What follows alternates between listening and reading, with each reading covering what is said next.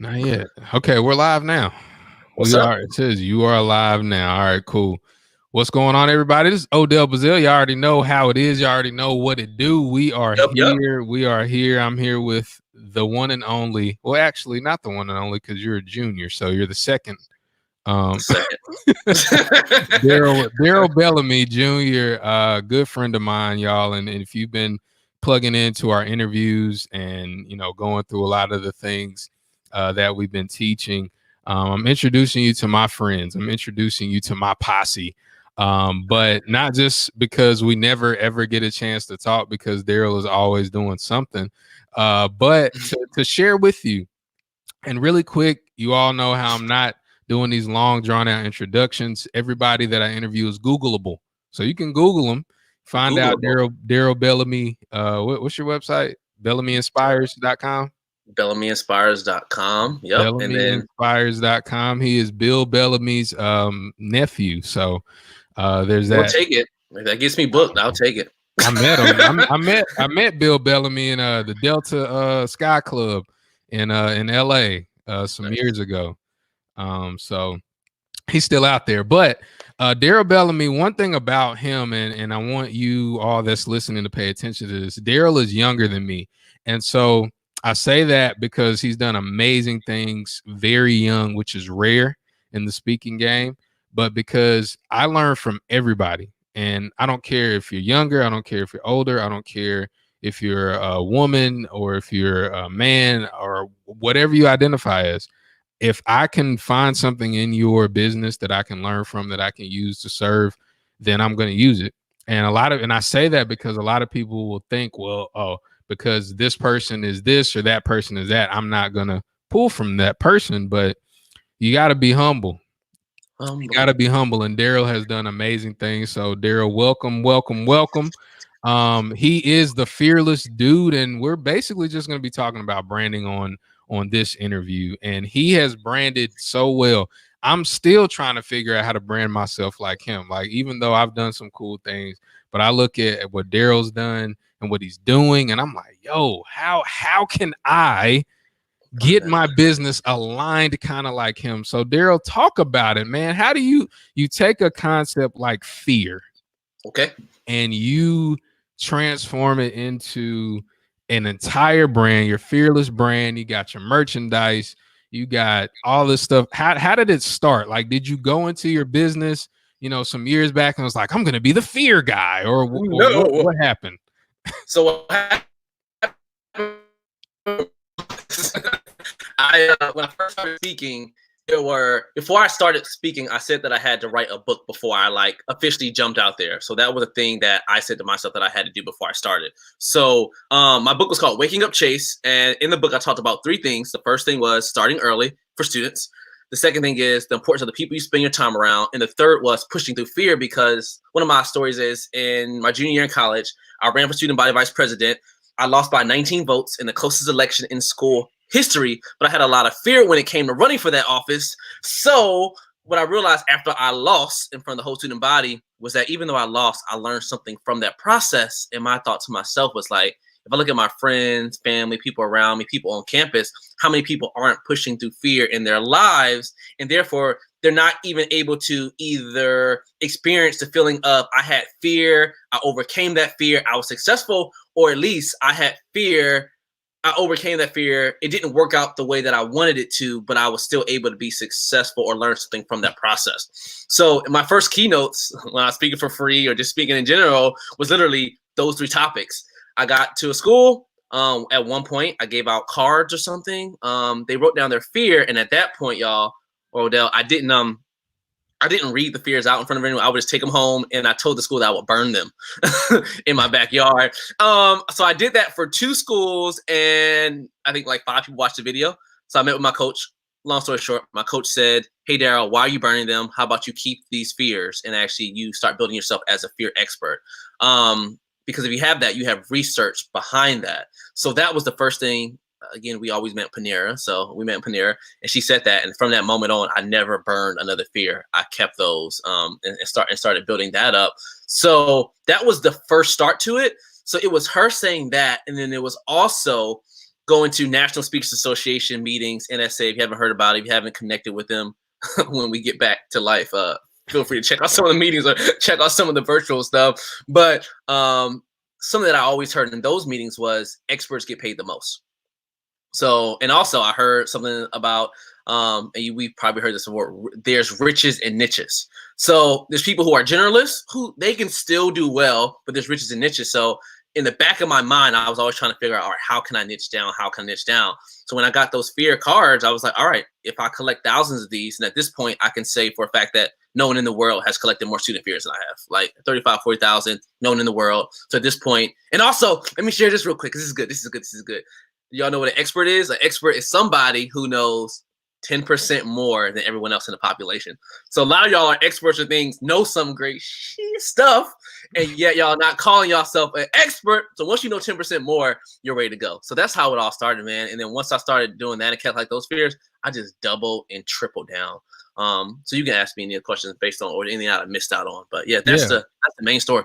That's amazing, and that's one thing that I teach all the time. Like, how do you become an expert? You collect a lot of data, and then you categorize and name that data. So whatever it is you collect. So if you're listening and you're like, I don't know what I want to do. If it's maybe your thing is affirmations, like collect those. I mean, just use and that's what we mean when we say, you know, everybody that I interview, take a little bit of what they do and integrate it in what you've done. And that's amazing, man. Go ahead. And it takes time. Like, remember from that first talk that I did until I started branding myself in the fear category is probably like 2.5 years of me trying stuff out, doing different keynotes and saying, all right, this is the thing that I'm going to use. So I think oftentimes you or we beat ourselves up when we're trying to figure it out, but you only figure it out by being on the path and by putting in that work every single day, and eventually you get there. Or maybe you never fully get there, but that's the space that you're supposed to be in anyway. So I don't think, or what I've learned from a lot of books that I read, because I was in middle school reading different books by different authors and stuff. And what I started doing when I was in middle school was I would read these books and I'll be like, for example, a lot of books that I read in middle school before he was who he is now, I read a lot of like Donald Trump real estate books, right? So I learned in middle school by reading his books that he said it back then. He said, when someone pisses you off, right, or you get mad, or someone like does you wrong, in RW he talks about you get them back ×4. So think about it. As a middle schooler reading Art of the Deal, right, and you're trying to be successful, you're following that path, right? So you read it, this is the step. But as I started reading different books, I learned that no matter that there's different levels and there's different paths to success. So I could read a Tony Robbins book. So what I learned at the end of the day is that there's no right path. You take your pieces from whatever, and you eventually get on your path.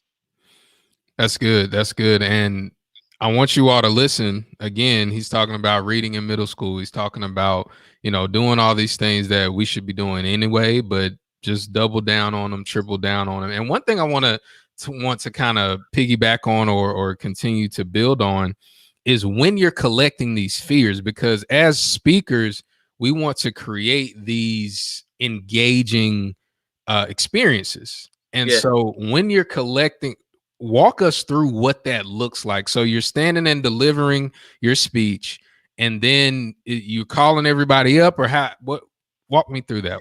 Yeah. So for me, when everyone gets in a room, they either have it on their chair or they pass out when they get there, some sort of piece of paper, blank note card, whatever that looks like. Probably around like 3 to 4 minutes into the presentation, if not 2 to 3 minutes in, I talk about how I collected thousands of these, how I used to ask the question, what do you fear? And that goes back into the whole like trial and error. I used to ask, what do you fear? But I would get stuff like spiders, heights, all that stuff. And the truth is I don't really care about your fear of spiders and heights personally, because you're never like about to talk to that girl that you like, or about to start that business, or about to have that tough conversation with a family member, and you're like, ooh, a spider, I'm not going to do that, right? It's usually something a little bit deeper. So I care about what I'm learning as the level 2 fears, which are those internal things. So everyone gets a chance to write that down. I give them 5 minutes. We got fire that comes up on the screen, music that comes up, and you take about 3 to 4 minutes to everyone to write down their I fear that statement. So you start with I fear that, and you write, what is that thing that stops you from getting to that next level? Hold on.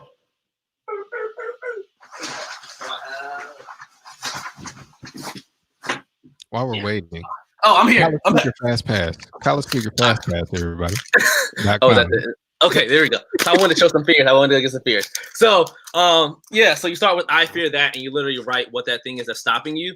And it's cool because after that, I actually, for every audience, and depending on what our clients want, because I've collected like 35,000 of these, I'll go through the ones that I have, and I'll pick maybe like 5 or 10, and I'll have students actually, I'll put those on the screen, and students are able to actually look at them and snap if those on the screen connects with them. Now, I'm really big about like audio visual because I know that I personally get bored easily.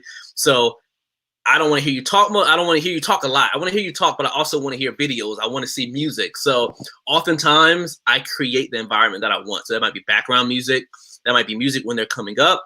So after they're actually able to view on the screen, then what I started doing, which I didn't do in the beginning, was I started reading the ones live. So for me, I like to be able to know what's going to happen. So reading live puts me out of my comfort zone because you never know what you're going to get. So you can get some like deep ones, you can get some funny ones. So that has become, it was scary for me at first, talking about fear. It was scary for me at first, but the more I do it, it's now a part of my comfortability. And then after that, I started doing this like the last 10 talks before COVID came in and just punched us in the face. Now I ask the audience, I say, hey, does anyone out there want to share their fears? And it's at like 5 seconds of silence, and then the whole room is just like raising their hands. So yeah, it has definitely evolved, but that's what the experience looks like. And I try to do that throughout the whole keynote, throughout the whole speech. How do we at least every 5 to 10 minutes add something where someone is moving, someone is saying something, someone is laughing, someone is doing something to keep them engaged. Yeah, that's huge. And that goes with the I teach in the Impact Speaker Academy, basically like every 7 to 10 minutes, kind of like interrupt their pattern, like do something different. Yeah. And so use that, y'all. Like I've seen part of Darryl speak one time, and he's always been super energetic. That's the type of person he is. In learning how to translate that on stage, what challenges have you had, or what challenges do you have translating the energy that you have normally just in regular conversation to being on stage, so that people are feeling like, oh, Darryl is having a conversation with us versus just lecturing us? What does that look like? Good question. What does that look like? So I believe how you start is how you finish. So I come on the stage to music. So I come on to all I do is win no matter what. So from the start, they're like, and I'm like, and honestly, as I've got speaking and I got more comfortable, I set the pace for my audience, and I also demand what I want, and I will do it again until I get what I want. So for example, if I go, all I do is everybody's hands go up, and then literally for every audience that I'm like, y'all, that wasn't good enough. And then we reset it and we do it again. So if you didn't do it on the first time, you can do it the second time. And literally on the second time, if you don't do it, we're going to run it back for the third time until we all do it. So I kind of like, look, we're going to make this work. So therefore, and at the end of the day, it's all based on, this is really cool. It's all based on the intent. So my intent is always to push people to the next level, and also like I want people to give me their best, because if they give me their best in what they do, then that translates to how they lead in their organizations or in life. So my intent is always good. So I don't care about how it comes off, because at the end of the day, that I know that my intent will follow through. Another way I push that energy through is, which I'm as we get into bigger audiences and bigger spaces, I've learned we can't do this as much, but I love being out in the audience. So any chance I get, I love to actually be out there having that one-on-one. I'll be in the front of the room one time, in the back of a room another time, right? But I've learned that you can't always do that. You got to stay on stage because of lighting and sound and different things that goes on. But I've gotten comfortable with that, where I'm trying to dial that back, because again, as you get in bigger spaces, you can't do that. So that's always been my secret is, I'll get off the stage. I'll walk up close with someone. I'll make jokes with people, laugh with them. Part of that is a natural personality thing, but I also believe that we're able to learn and grow in different areas. It's just about you as a speaker, pushing yourself to do those things. Last thing for this question, one thing that scares me or makes me nervous that I would love to get into at some point is the whole, I don't know if you ever watched like Tony Robbins, I'm Not Your Guru, where he can do like, if you ever been to one of his conferences, which I have, he can do like live, like one-on-one interactions. So sometimes in keynotes, people name stuff based on questions or fears. I would love to be able to do some live work. So I'm going to be pushing myself within the next year or so, whenever we get back, to be able to do more of those live things, because again, it makes me nervous. But that's how we literally grow on a daily basis, by that everyday courage to push through fear. And little subtle thing that Darryl said that I want you to catch on, and this is something that I do because I have ADD, so I can't stay on the stage. Like I can't. It's just impossible for me. So I'm always walking around and stuff. But I learned, like Darryl, to kind of channel that. And one thing that I've learned, and I want to share with you all listening, is that it's different. Like what he's talking about doing is different. Most speakers stand on a stage, some stand behind a podium, some stand very stationary, and that's a different experience than, hey, let me come out here and talk to y'all. It's very different. It's very different. So whatever it is, it doesn't have to be, you've memorized 137 quotes, but it's just, hey, you're walking down amongst the people, because when we're on that platform or when we're in front of the room, people think that we're a big deal. Now, whether or not you believe that or not is up to you and your self-esteem. But people think, oh man, that person is a big deal. And so you coming down amongst them, they're like, yo, this is really cool. Like, oh man, he just talked to me. Have you ever been in church and the pastor, depending on the size of the church, the pastor come down and the pastor say something to you, like, yo, he talking right to me. Like he's speaking to me, and you feel that message a little more. And so little subtle things that you can do, that comes across as very effective. And if you go to Darryl's website, you can see kind of from his pictures, from his imagery, you can see like, okay, this is how this experience would be. And so, Darryl, I want to talk to you about when you're translating your USP, your unique selling proposition, because everybody does the same stuff. Like I'm a big minimalist in that. Like every speaker wants their audience to do the same thing, be better in some way. And you're going to stand and deliver that. But when you're talking to a client and they don't know how great you are because they haven't seen you, or maybe they heard about you, what do you tell them to kind of translate some of that energy or some of that experience that we're talking about? Do you just say, hey, I'm different because I do this, or what do you say? What do I do? So I have a really cool promo video, which I like to point people towards, because that 1 minute promo clip kind of just shows the collecting of the fears. It shows the energy. So I always try to get them at least go watch that at some point. And you paid a whole lot for it. So yeah, it was an investment. It was an investment. So that's the piece of the process. But literally, with every client, I walk them through the experience. So I say, hey, I come in to all I do is win no matter what. I come in height, and I literally walk them through. I collect fears here. I do this. Why I do this? I'll say students are crying here. Students are laughing here. And I'm walking them through the entire keynote from start to finish. I'm always standing. Usually when I'm having these client conversations, whether I'm on the phone or video, I'm always standing. And always remember that a smile can come through the phone. So I'm always smiling. I'm always making sure, because sometimes like people can feel energy. And your energy can be translated through a phone call. So I'm always standing and doing that as well. I wanted to go back to something that you said earlier, right before you asked me that question. You were talking about how different speakers do different things.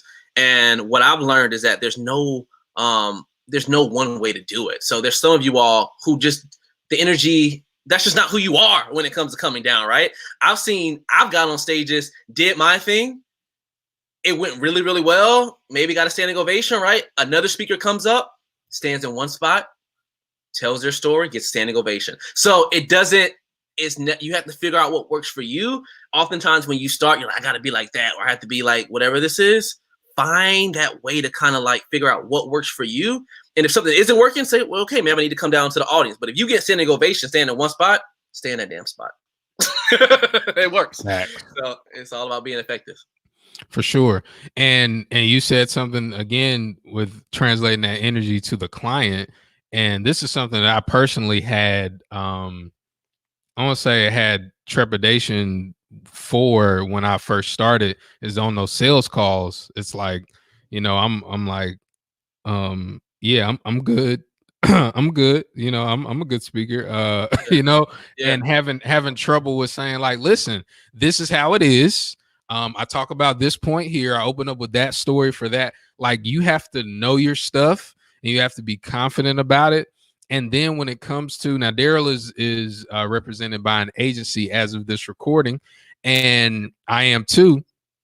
Now, when you're talking about price and doing different things like that, you know, that kind of depends on your situation. If you are independent, like I was for years, then I mean, you have to set firm. You talk to your agency or whatever. But I want you to talk about the confidence of raising your fee. That is something where you got the Fearless brand going, you got the merchandise, you're doing that stuff, and we're gonna get to the merchandise in a second. But when do you get to the point where you're like, yo, I'm a $5,000 speaker, I'm a $4,000 speaker, or whatever? Like, when did you get to that point, and what did it take for you to get there? It's based on literally comparing myself to my friends and matching their price. So literally, I think I was like 2000. The first thing was I went to, there's this conference called APCA and NACA. You have those conferences where a lot of people who are in the student space, who go to these conferences in order to get booked. So before I was represented by anyone, I think if a school would have called me, I probably would have said like $1,500 to come and do a keynote. When I was applying to speak at these conferences and paying the money, and I had to choose what price I was going to be, I looked in the book, and the prices were $2,500, $3,000. So what I realized was that I can't come in at $1,500, because if I came at $1,500, I'm gonna look like an amateur. So I at least had to match their price. That was the first way that took me up to $2,500, $3,000. So I went in probably about $2,500, all that stuff. I got there. The first conference I didn't get booked any, but the few after that I wound up getting booked at my rate. And then I also realized that the people who are being booked, this is a whole nother conversation. A lot of it is based on relationships and not based on price. So sometimes you can think my price is too high, but it's people who are getting booked at $3,000, not necessarily because of how good they are, but because of the relationship that they have. Whole nother conversation. But I stood at that price, and then I started talking to different friends, and I was like, oh, how much are you? 3,500, oh, 4,000. And then I heard them speak, and I'm like, shit, I'm raising my price too. You know, you got to be comparative, right? You're like, I'm either at that level or better, so let's match it. So that's where the truth is. You just want to be comparative to people around you. And honestly, I was talking to a young, she's a consultant, but on her website, I went to her website, and it said that she speaks, and she said a 30-minute keynote was $175. And I said, you are good, but I'm not hiring you at $175. I'm picking a $2,000 speaker over the $175 speaker, no matter how good you are, based on the vision that a $175 speaker gives based on $2,000. So I'm worth, I've gotten paid $9,000, and I'm worth the $3,000. But at the end of the day, comparing it to friends and looking at that and going from there. For real. And that $175, man, that's don't do that. Don't do that. But yeah, I want to get to the merchandise. Okay. Because when we first met years ago at a conference, met in person, you had on, your polo, or, you had that, and you were talking about how, you wear your own stuff and what that really means. And I want you to kind of tell that, why you wear your Fearless brand, why you sell the merchandise and things of that nature. True. When I met you, I think the quote we used was, "Why wear polo when you can wear your own logo?" Yeah, that's a bar. Yeah, why wear polo when you can wear your own logo? So I've always, I think branding is important, and we also know that people need to see something 6 or 7 times before they even act on it. That's why you'll see the same Facebook ad 7 times, and that's why Pepsi will show a commercial, the same commercial 20, and then the 7th time you're like, oh shoot, this is what actually happened in that commercial. So I knew that whatever it was that I was trying to push or show to the world, I would have to show it in different areas or show it multiple times. So, and also I came from a corporate background. So in corporate America, you always wearing their logo, Wells Fargo or TI Cref, they're giving you their shirts. So I don't necessarily wear Bellamy inspired stuff anymore. I wear the Fearless gear. But I don't know if that answered your question, but it started with me just saying, why would I promote Nike or Adidas when at the end of the day I can promote myself?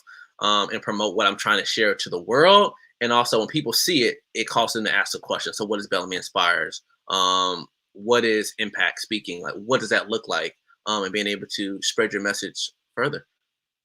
Good stuff. Do you get all that stuff done locally, or who do you Yes, get? I have a company that that prints it. There's something called print on demand, so it allows you to be able to when people buy it, you don't print anything. It just like it flows through. So they buy it on your website. I never make a shirt, never make a hoodie, and you're able to reap the profits from people buying your gear. So I got a Fearless store actually being released probably when's it gonna come, Odell? Probably about the next 2 weeks or so. I did a really dope photo shoot, so excited to push that out. But there's so many different store. Fearless store. You know, shop. Yeah, I man. got a whole different line. So every month we'll come with a new different line. But and then I'm gonna be calling you so I can learn about the Facebook ads game. Hey, Facebook, man. Facebook ads is a game changer. It's That's changed a the game. whole nother conversation. Whole nother conversation. But hold on, I forgot to say the name of the so the two print on demand companies for anyone who wants to know is Printify and Printfo. So Printify, Printfo, check both of those out. There's others out there, but those are the top two when it comes to printing your own gear and stuff. For sure. Now I want to kind of give you an opportunity to talk more about coaching and how it's helped you. At the beginning of the interview, you were talking about business coach, and before we started recording, we were talking about the godfather of Black speakers. We're talking about Justin. Shout out to Justin. But all of the coaching piece, I think, is one, and I think we'll end with this one. Is one of the most amazing things ever. Because when I first got into the business, bro, I was so arrogant. I was so young. I was 22. I thought that everybody, once they hear my name rhymes. That once they hear it, they're gonna spend the money on Odell Bazell. I was foolish like that. And so when I had the opportunity to get coached, I was like, yeah, I'll get your little ebook or whatever, but I'm not about to pay you like monthly, or I'm not about to pay you like thousands of dollars, because I'm smart enough to figure this out myself. And I rap for everybody, OdellRaps.com, all that stuff. Website coming through. Huh? Oh, I was like, can I go to that site right now? Oh, it's not. Not right now. May 2020, OdellRaps.com. But seriously, and one thing I put in a verse, I said, I'm a know-it-all, so I know I don't know it all. And I think with coaching, my dad used to say this. He said, smart people have a tough time with life because they think they can figure out stuff by themselves. And so I look at you, and I'm not just saying this because you gave up your time or whatever, but I really respect you. And I think you're a really smart guy, like a really intelligent guy. And one thing, whenever we talk, we always talk about a coach or a mentor or something like that. Tell people how important it is, especially in the speaking game, to have those people, not just one person, but those people to pull from. Well, that's literally, thank you, man. That's literally like one of my, it's not even a secret, but it's like one of my secrets to success is I've always felt like if I learned this growing up with older siblings, like my goal was always to not make the same mistakes they made.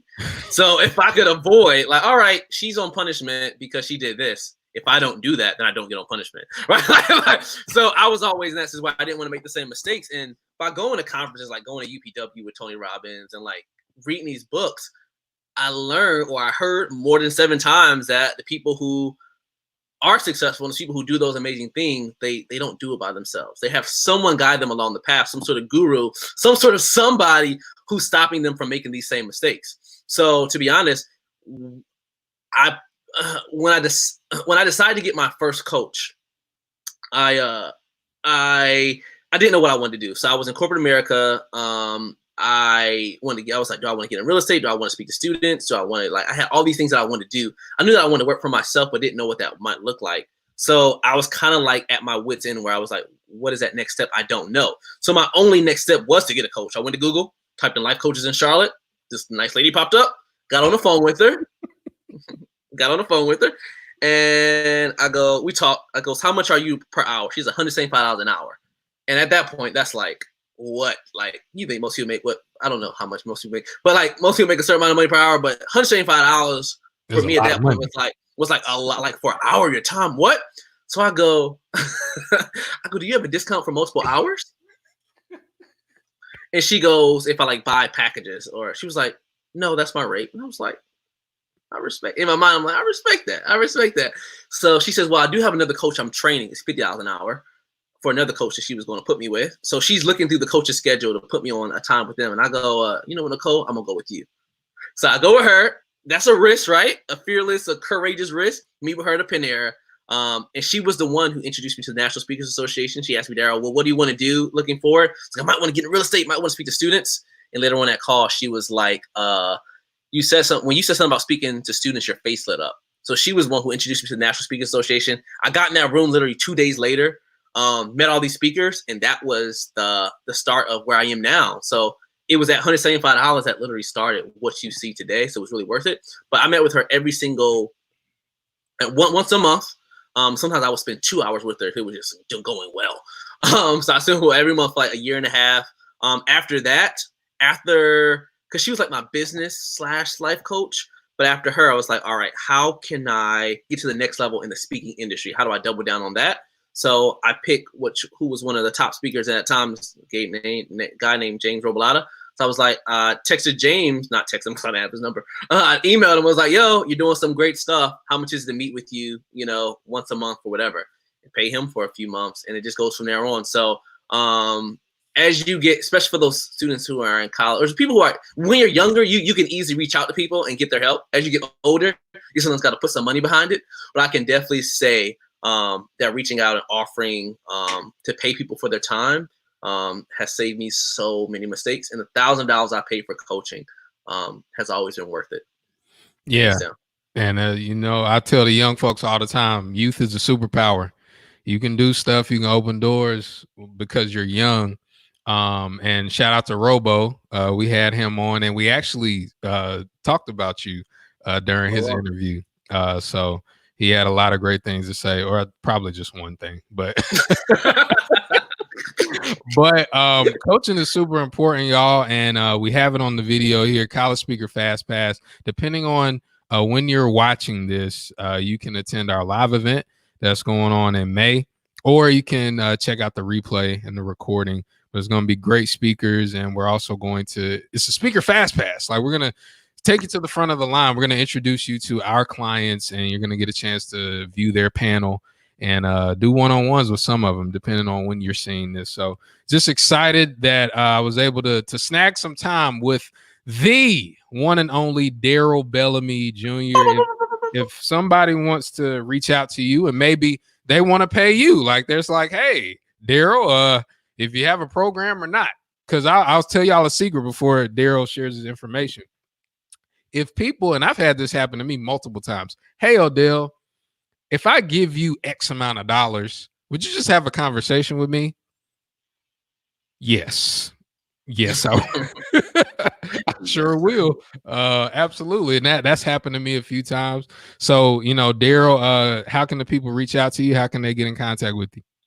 So website is bellamyinspires.com. That's the college speaking site. We have a new personal brand site coming out within the next probably about a week or so. So hype about that. So I guess I can't announce it because if you go to it, you're going to see that it's not done right now.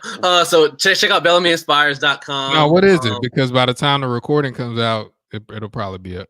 DarrylBellamy.com. DarrylBellamy.com. So, cool. So check out DarrylBellamy.com. That's the personal brand that we're building. So at Bellamy Inspires on Instagram, and Darryl at BellamyInspires.com if you ever want to reach out for help, assistance, whatever that looks like for you, and looking at whatever that next thing is. Excited to see what you do at NAMCA, College Speaker Pat, and all the things you're doing, Odell, to help speakers get to that next level. So.